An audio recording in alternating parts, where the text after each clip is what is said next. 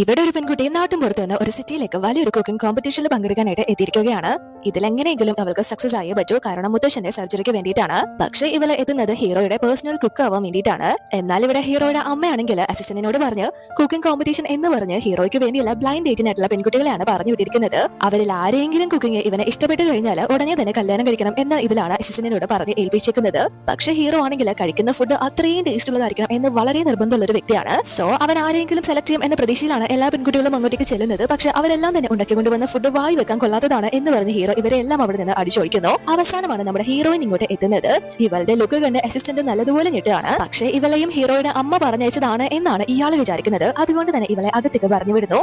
ഇവളും ഉണ്ടാക്കിക്കൊണ്ടുവന്ന ഫുഡ് ഹീറോയ്ക്ക് കൊടുക്കുന്നു. അതവൻ കഴിച്ചു നോക്കുമ്പോൾ ഇവനത് ഭയങ്കരമായിട്ട് ഇഷ്ടപ്പെടാണ്. അത്രയും നല്ല ടേസ്റ്റിലാണ് ഇവൾ ആ ഒരു ഫുഡ് ഉണ്ടാക്കിയിരിക്കുന്നത്. പക്ഷേ ഇവളുടെ ലുക്ക് കണ്ട് ഇവനും നല്ലതുപോലെ ഷോക്കാവുന്നു.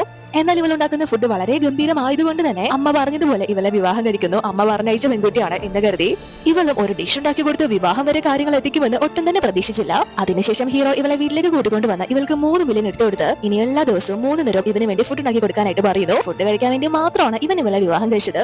ഇവളും വളരെ സന്തോഷത്തില്ല. അത്രയും വലിയൊരു തുക ഒരുമിച്ച് കിട്ടിയത് കൊണ്ട് തന്നെ മുത്തശ്ശന്റെ സർജറിക്ക് വേണ്ടി ഇനി പൈസയ്ക്ക് ഓടേണ്ട കാര്യമില്ല. അതുകൊണ്ട് തന്നെ ഇവളും ഇവന് വേണ്ടി ഫുഡ് വളരെ സ്വാദിഷ്ടമായിട്ട് പ്രിപ്പയർ ചെയ്യുന്നു. എന്നാൽ അതിനുശേഷം ഇവൾക്കാണെങ്കിൽ ഒരു കോള് വരുന്നത് കൊണ്ട് തന്നെ ഇവളെ സംസാരിക്കാനായിട്ട് പോകുമ്പോൾ ഈ വീട്ടിൽ ഓൾറെഡി തന്നെ ഉള്ള പഴയ സെർവന്റ് ഹീറോയിൻ ഇങ്ങോട്ട് വരുന്നത് കൊണ്ട് തന്നെ ഇവരുടെ ജോലി പോകുമല്ലോ. അതുകൊണ്ട് തന്നെ അവൾ അവിടെ നിന്ന് പറഞ്ഞേക്കാനായിട്ട് ഇവൾ ഉണ്ടാക്കി വെച്ചിരിക്കുന്ന ആ ഒരു ഡിഷിൽ ഫുള്ള് ഉപ്പ് വാരിയിടുകയാണ്. അതറിയാതെയാണ് ഹീറോയിൻ ഇവൾ ഉണ്ടാക്കിയ ഫുഡ് വളരെ സന്തോഷത്തിലുള്ള ഹീറോയ്ക്ക് നൽകുന്നത്. ഇവനും അത് ടേസ്റ്റ് നോക്കുമ്പോൾ ഇവള് മുന്നേ ഉണ്ടാക്കിയ ഫുഡ് പോലെ ആയിരുന്നില്ല, വായി വെക്കാൻ കൊള്ളില്ലായിരുന്നു. ഹീറോ അത് പറയുന്ന സമയത്ത് ഇവൾക്കും അത് ഒട്ടും തന്നെ വിശ്വസിക്കാനാവുന്നില്ല ഇതെങ്ങനെ സംഭവിച്ചു എന്ന കാര്യം. പക്ഷെ ഹീറോ വിചാരിക്കുന്നത് ഇവനെ പറ്റിച്ച് ആദ്യം മറ്റാരോ ഉണ്ടാക്കിയ ഫുഡാണ് കൊണ്ടുവന്ന് കൊടുത്തത്. ഇവൾക്ക് നേരെ ഫുഡൊന്നും ഉണ്ടാക്കാൻ അറിയില്ല എന്നാണ്.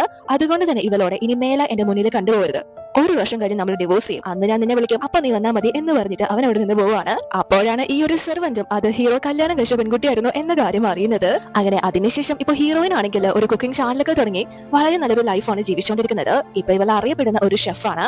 1 വർഷം ആയതുകൊണ്ട് തന്നെ കറക്റ്റ് ഹീറോ ഇവളെ ഡിവോഴ്സിനായിട്ട് വിളിക്കുന്നു. ഇവർ തമ്മിൽ പരസ്പരം കണ്ടുമുട്ടുകയും ചെയ്തു. പക്ഷെ ഇവന് മനസ്സിലാവുന്നുണ്ടായിരുന്നില്ല, അന്ന് കണ്ട കോലം ഇതല്ലല്ലോ. എന്നാൽ ഇവൾക്ക് ഇത് ഇവളുടെ ഹസ്ബൻഡ് ആണ് എന്ന കാര്യം മനസ്സിലാവുന്നുണ്ട്.